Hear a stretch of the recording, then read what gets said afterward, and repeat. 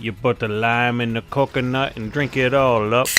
Ah. Hey, happy day after Thanksgiving, everybody. Hope you got plenty of alcohol in you and you're ready to start your recovery from your food coma that you're more than likely awake from. I had a wonderful Black Friday. I was busy as hell, but hey, let's talk about this Guild War real quick. So hey, for this first match right here, we have a Abyssal Yufine, Ocean Breeze Luluca, and a Navy Captain Landy. Looks cancerous as fuck, yeah? Well, I would say that, except for the fact that there is a huge gaping hole weakness in this, and that is Dark Corvus. So we're going to fight this with regular green Iseria, a Destina, and then Dark Corvus. Congratulations. 4 turns in, the Abyssal Yufine is dead, with Holy Sacrifice, and because of extinction damage on our Dark Corvus, dead. Now all we have left is Navy Captain Landy and Ocean Breeze Luluca. So let's just say Navy Captain Landy went absolutely fucking batshit crazy, you know, counterattack, attack, salvo, counterattack, attack, salvo. Okay, so what did you do? Probably just kill my Iseria, right? Okay, well, I have Soul Burn yet again, S3 on Dark Corvus. We'll go into the Navy Captain Landy. Bam, now that's dead. All you have left now is Ocean Breeze Luluca. So, even if the Navy Captain Landy was to go absolutely batshit fucking wild with counterattacks and salvos and kill my Iseria, we have Destina on our field. Destina can do a revive, and as well as can do, you know, all kinds of other healing shenanigans in and of itself. So all I'd have to do is I would just wait for the proper moment for, say, Ocean Breeze Luluca to attack with her car, and then after that, I would just revive accordingly and then heal appropriately, because normally Ocean Breeze straight up can't really do damage. The most that she can really do is disrupt you and genuinely just be annoying. Now, this guy's comp that he was trying to go with, pretty smart. It's a def buff unit with Abyssal Yufine and with Navy Captain Landy on the sides. However, the problem is the 2 DPS threats that were on the field are just too slow to really be a threat. So like, hey, you have Abyssal Yufine, she takes a little while to really ramp up. If you can properly prep against her, and then you can just do a one-shot for her, she's no problem. And same thing with Navy Captain Landy. Both of them take too long to ramp. Now, seeing as how it is just after the oh-so-wonderful balance patch, sleep buffs, DDR buffs, Lone Crescent Bellona buffs, and all of the other stuff in between, let's go ahead and talk about it a little bit, because, quite frankly, we're going to be here for a fucking while. So, first and foremost, we're fighting Unbound Knight Arowell, Senya, and a ae-KARINA. Pretty normal, kind of like tankish team here. But what I wanted to try and do was I wanted to see just how effective the control aspect of sleep is now.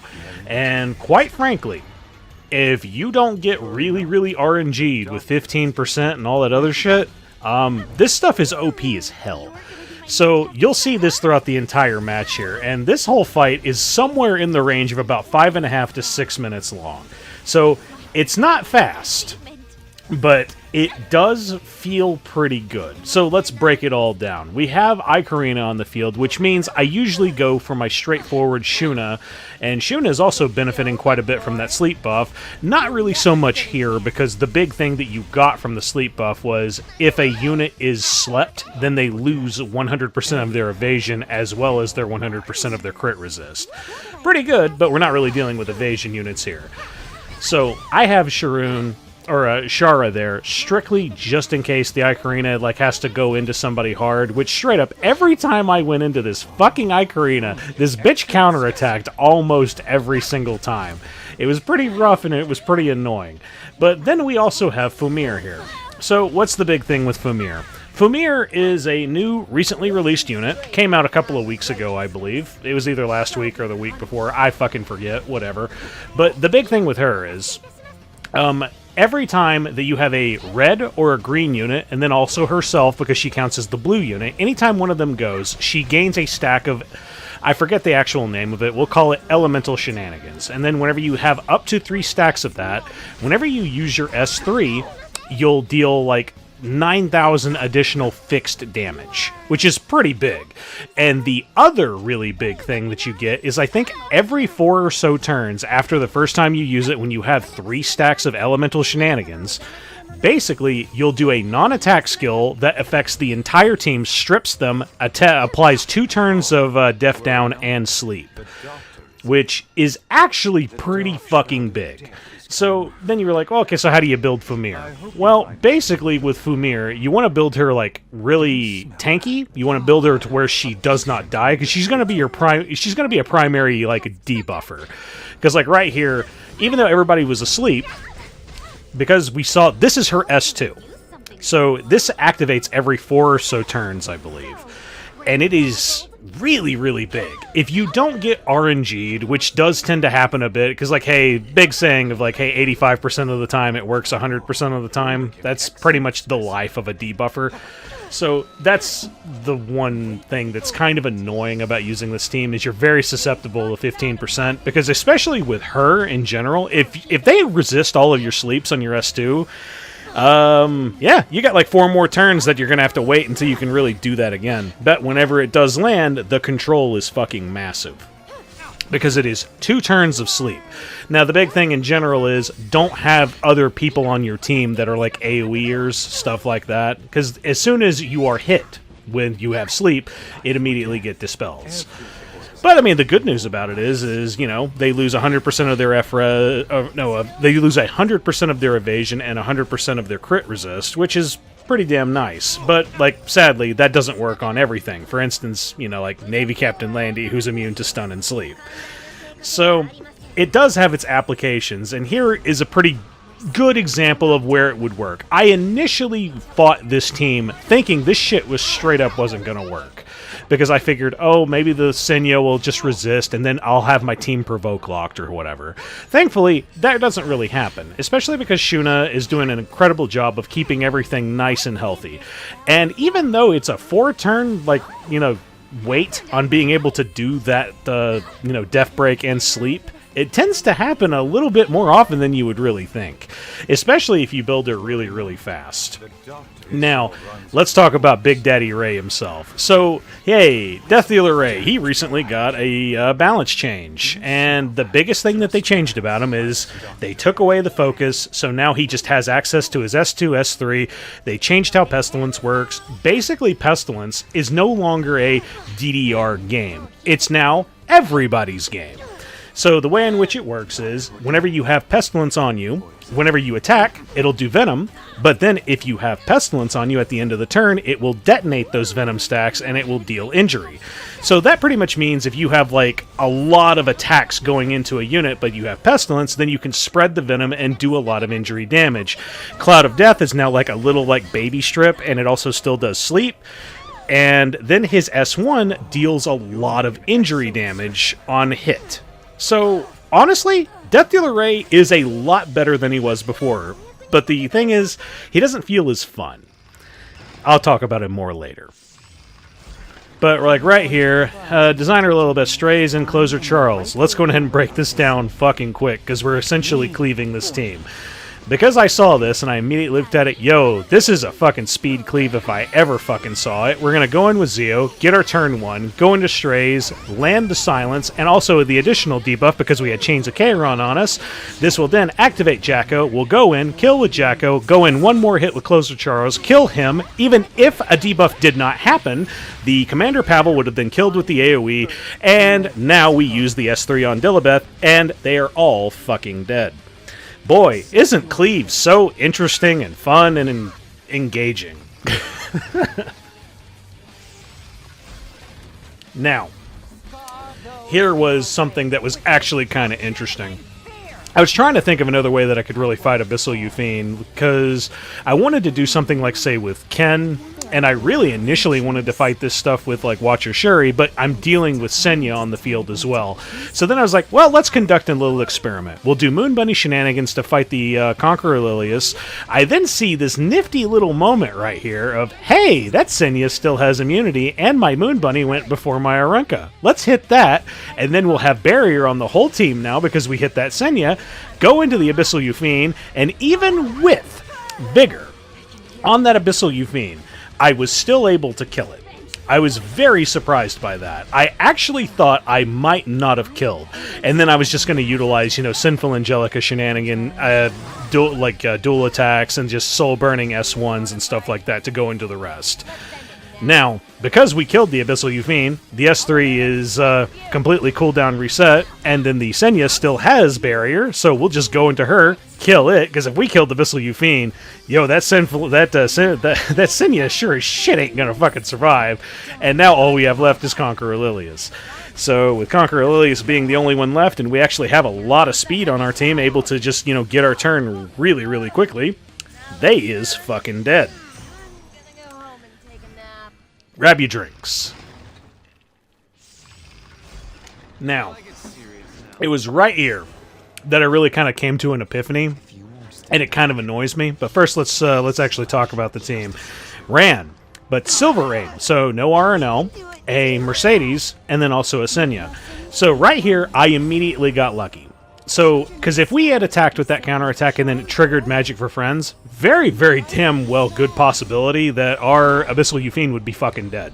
Because you're taking 2 hits of Magic for Friends because she had attack buff. And we had Death Break on us. We might have fucking died. But thankfully, that didn't happen. The Magic for Friends happens here. But now, here's the thing that I had an epiphany about, and it kind of, annoys me. So I brought Adventurer Raz, along with Abyssal Yufine and Elena, into this. Normally, I bring something like, say, Ocean Breeze Luluca, but I'm still really scared anytime I see Aran on the field, because I always think that Aran's going to be on RNL, and the Ran is just going to, 23-11 me, and if that happens, Abyssal Yufine is dead. So I attempted to try and go into this because I looked into my heroes, and I kind of came to an epiphany of where the fuck are all of our red heroes that give defense buff?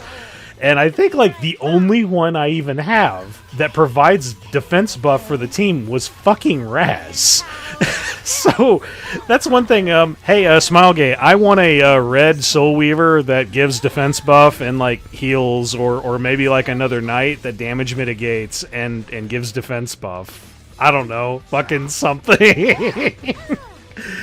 But either way, we happened to get everything to work out just fine. Just through random counterattacks for Abyssal Yufine, we were able to kill the Ran. The Mercedes then eventually went down. We activated Trauma, killed it with the S1 after Trauma, and then we killed it again. And now all we had left was Senya. We happened to get the crits necessary on our Abyssal Yufine, and we're able to kill her. Now, Raz wasn't able to survive this because he just took a metric fucking shitload of damage. Hey, what can you do? That's the way in which it is. Fuck Ran teams. Hate that shit. And then right here is where I saw another fun thing to try. So this is Conqueror Lilias, Belian, and Apocalypse Ravi. So first and foremost, I see Belian. I'm going to attempt to always bring Roana and Last Rider Krau to that. But then there's a third option. Who's the third one that you could bring to this? How about Lone Crescent Bellona? Because she also just recently got buffed. What were the big things that she got? Well, she actually got a lot of different stuff, and it's kind of a mixed bag of whether you really consider it to be buffed or not. But the big thing in particular that was really, really nice about her is she gains Fighting Spirit a hell of a lot faster now. Who would have thought only 5 extra points of Fighting Spirit would really make that much of a difference? But when you're being AoE'd into like crazy, we've already gotten 1 AoE attack off, as soon as we're attacked one more time, we're straight up going to get it again. Because we're fighting a Belian. Belian does AoEs that hits the whole team, and that was a dual attack, so hey, that's even more attacks into us. That is 2 attacks with the Lone Crescent Bellona. And now we go in with a single attack. I didn't have the option, because if I was going to pick who I was going to hit, I would have probably picked either Conqueror Lilias or an Apocalypse Ravi, because now my battery for doing damage with LRK, and with getting heals, and with, doing extra damage with Lone Crescent Bellona is gone. So the other big thing as well is this Belian was not on injury. Because the Belian wasn't on injury, I kind of consider those kind of free teams because LRK and Roana just do so much together whenever you're fighting something like a Belian.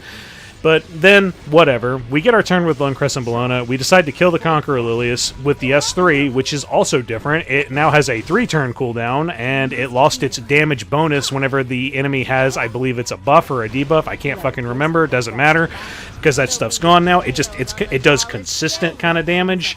It did get a little lower, but if you kill with it, you get vigor for the whole team. Cool. And then I also attempt to try a Soul Burn on my Lone Crescent Bellona as well, because the multipliers for the Soul Burn on S1 have gotten huge. Now, the big thing I'm missing here is I'm missing attack buff. I do have Vigor, but I am missing attack buff. So if I had attack buff, that would have absolutely fucking killed.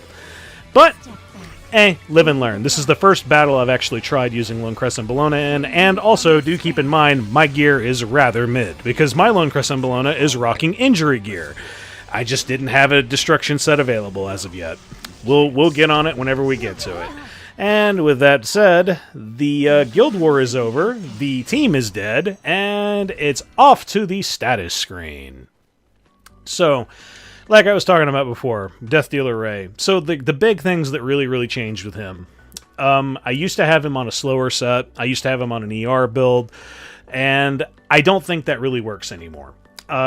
You probably will have better results if you try it and test out other things, but I tried my original gear set out on him, and I just felt like he did literally fucking nothing.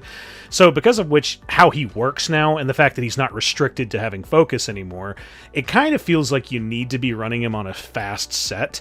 So if you can manage to pull off the same stats that I'm rocking, which it's not too fast, but if you can do that on a counter set, hey, more power to you. But if you want to try and like make your DDR the most effective that he can really be, I would say the answer is actually a speed set. And also trying to make him as thick and like tanky as possible, because then that way you can actually bring him to some Savior Aiden comps. Now, you still may run into, like, you know, those super fast Savior Aidens who also have, like, you know, sort of cycling seasons, and that can really fuck you up. But if you're, like, you know, almost 2k defense, you should be okay. Especially if you have a form of damage mitigation. But, hey, you just never really know. Some Savior Aidens are built like absolute fucking crack addicts. So, you just never fucking know. But either way, when it comes to Death Dealer Ray, I like him. I like him quite a bit. And the reason why I like him is because he doesn't feel selfish like he did before. Sure, like when he was first released, everything was all based on him. Then I think he got a buff from then. And then like Pestilence was more important because it would go onto the team and it would do more things. I can't even remember his first iteration. But then, like, I liked his first buff, but it's still, like, the problem persisted of it took way too long to actually get anywhere. Like, it felt like it took too long to rev up, and then after you finally got to your first Cloud of Death, that was, like, sealing the deal. Like, Cloud of Death was way too fucking goddamn strong, and it only had, like, one counter, and that counter was, like, immunity. That was the only way that you could really fight it. And it was easy to set up against that. Now here, it just feels like you can work him into a lot more drafts. It just feels more flexible. Now, I could be wrong. I am a retard after all. But you know what, guys? If you liked this video, I would greatly appreciate it if you would leave a like. It does wonders for my mental health. Makes me feel good about myself. And if you want to see more of my stuff, go ahead and hit subscribe. Have a good one. Later.